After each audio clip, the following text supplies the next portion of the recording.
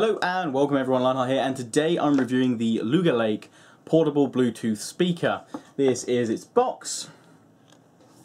There's really not much to the box. The only information you get is really at the back, barcode and different colours that it comes in. They sent me one in business brown, so bye-bye box.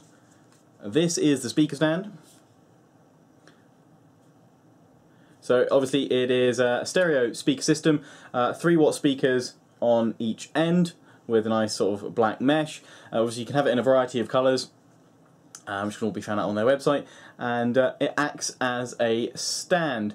You should note this is not a dock as well. It will not charge up your iPad, phone or whatever you want to connect this up to. This is purely acts as a stand and rest for your devices to sit in while you're playing music out of it.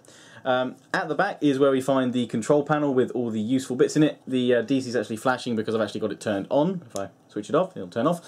So you have an auxiliary in. This is a Bluetooth speaker system. However, if you don't have a device that's capable of connecting with Bluetooth, you can just use the auxiliary in. I did actually find that sound repercussion was slightly a little bit more distorted at maximum volume for a few songs on auxiliary in, but I don't know if that's perhaps the cable or my actual device. It was a little bit crackly at maximum volume on the auxiliary in, whereas with the Bluetooth, same song, no issue at all. So maybe it was the cable, maybe it was the connection, I'm not honestly sure. You also have a DC in, does through micro USB, and you get 2 cables supplied in the box, which I'll show you in a moment. And then obviously you just get little lights on each one, indicator for the auxiliary in, or the DC in if you're connected with either of those, and then the on-off switch. And when you turn it on, makes a little tune, and if you have a Bluetooth device that's ready to be paired straight away, it will go boop boop, which I'll show you in a moment. So that is the speaker at the side, obviously there. So you have this one fixed viewing angle here, which you can't actually move, which for some people they might find that's not the best, although to be honest I've used this with my iPad Air and the viewing angle seems perfect. It naturally obviously rests on the curve of the speaker there, and it sits in there perfectly fine. Also a note to iPad users, if you're using one of Apple's flip stand cases, it will fit in this with the flip stand back, obviously not set up. I actually would show this, but I don't have an Apple flip stand. I have a slightly more sturdier case, which has a little bit more added protection than Apple's magnetic cases, which won't fit because that's a little bit more bulkier. But standard iPad Air sits in there nicely. And that is your viewing angle there, which I'll show you guys, is fine. Not a problem at all. No issue with that. And this is there nicely. And to be honest, I honestly do, while these do work for any system, any device you really want to connect with Bluetooth or auxiliary, I really do think this is a great stand for connecting your iPad to, and it turns into a little sort of mini home theatre because it really does pump out some extra sound. And I'll show you that connected up to my phone because I don't have any royalty-free music on my iPad, so I'll have to show you from my phone. But I've been watching things like BBC iPlayer, Netflix, all through this with the sound through it, and it just sounds, it's a lot louder. I should say you're not going to blow the room apart with this, but if you're out for like outside in the garden party, even down at the beach or something like that, and you take this with you, you're going to get some reasonable sound from it. I should say it's not particularly bass heavy, but that is good because it does mean that your music in general is pretty well balanced. So that's that. I was just going to show you the cables that come with it, because I do have a little bit of a niggle with the cables, but then I often do. The 2 cables that come with it are in white. This is your auxiliary cable, and this is the USB to micro USB to charge the device with. Now, I will just show you, I have to put some things down, mainly the speaker, up on the desk, and pick up a cable I dropped on the floor. But yeah, this charging cable is something I really don't like because it's so short. I don't know what the length that is, but I'd probably say around about 50 centimeters. Probably, yeah.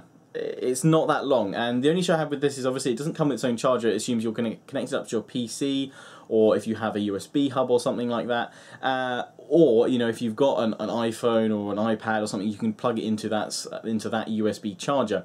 Now that's fine, but this is a really short cable if you're trying to plug it into the floor, if you've got a floor socket or something like that, and then get this up to your desk. It doesn't give you a lot of space from like floor to desk.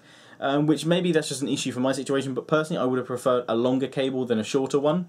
You know, obviously long cable you can always tie up and, you know, tie it away. I'd rather always have longer cables than shorter ones, but that's personally kind of just a preference for me. I would prefer longer cables, and it does just feel a little bit short, which is why I've actually used a cable from another device to actually charge it, because originally I didn't have a USB hub, which you can see over in the corner there, that white thing, next to my desk to charge it with, so I'm now using this. But previously, when I had to charge from the floor, I used this lot longer cable. I can't even fit it in the video. But yeah, I mean, you obviously can pick up another longer USB cable if you want, but just give you guys a heads up, the cables are quite short, especially the auxiliary. But then the auxiliary doesn't need to be that long, because ideally you're going to leave your device plugged in, or rather sat in the stand. So those are the cables out of the way. Let's just do, well, essentially wrap up the review by doing a sound test. Now obviously I would like to do it on my iPad, but I don't have any music on here that is royalty free. But as I said, it does make a great sort of home cinema system with your iPad. So I'm just going to put that up there, and I'm going to get my phone. Okay, so it's now paired with my device, and I'm just going to play you guys some music and put it in the stand.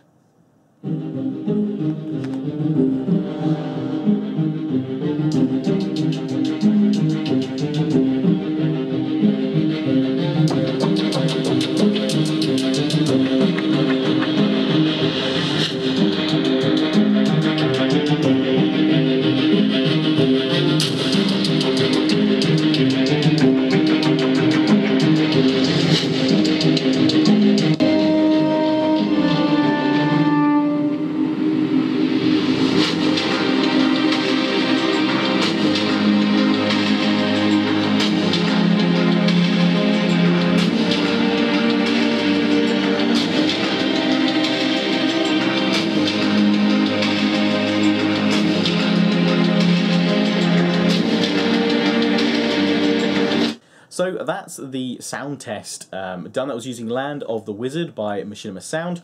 Royalty free, that's why I'm playing it to you off my phone. So that is pretty much it. There's nothing else to the speaker. There's obviously no controls or anything like that to control your music through, because you don't really need it, because you've got a tablet here or a phone. You can access it all on screen anyway. The sound is pretty darn good. You may have heard a little bit of distortion in that. That's mainly because the MP3 encoding on that track actually isn't its best. I don't have the best one on my phone of that. But all other music I've been listening to it is fine. I've been listening to a lot of iPlayer, Netflix, watching films on it, and as I said, it works great as a an extra sort of home cinema system, especially if you have an iPad or tablet that you can lock in there with, and it sits really well. I did see some people comment saying that, you know, you can't change the viewing angle, but honestly I think it probably is the best viewing angle there. They've kind of targeted at the better one, and it's not an issue. It fits in there really nicely with your iPad or your tablet or your phone. A good viewing angle, and yeah, works really well. It retails at just under £40, so I guess that's around about $50–60, and for a portable speaker, for its money, it's very good. This is pretty much, I would say, at the top of its class in terms of price. So that said, I'm going to give it a 9 out of 10. Honestly, the only reason why it's probably not 10 out of 10, as I always like to give a little bit of headroom unless it's an absolutely exceptional product, but I mean, it's a great product for its price. The cables that come with it could be slightly longer, but that's more my personal preference. Obviously, I guess to improve it, it could have a little bit more bass and oomph to it. And maybe, you know, I guess it would probably need slightly more powerful speakers to reduce any potential crackling, even if that is just through the auxiliary in, and that may well be a cable issue anyway. But I really like this product from LuguLake. Its weight, actually, it isn't too heavy, and I should say the battery lasts for around about 6 hours or so, maybe more depending on how loud you listen to things. I mean, to be honest, I leave it on sometimes, and you know, when I'm not playing music and I can come back to it, you know, the next day or something like that, and it's still good to go. Charging time, again, I've often just plugged it in and left it overnight. It doesn't take more than a couple of hours to charge up. And I did read someone's comment saying that you couldn't charge it and use it at the same time, although I've not had an issue with that, so I don't know if maybe maybe I've found some, you know, secret ability, or maybe the other person just didn't have it connected right or something like that. But yeah, I really like it. It's a good device. If you want to have a look at it and buy one, link is in the description. Please do give this video a like if you enjoyed it, and feel free to leave a comment, and I will see you all again soon with some more raw reviews. Ciao for now.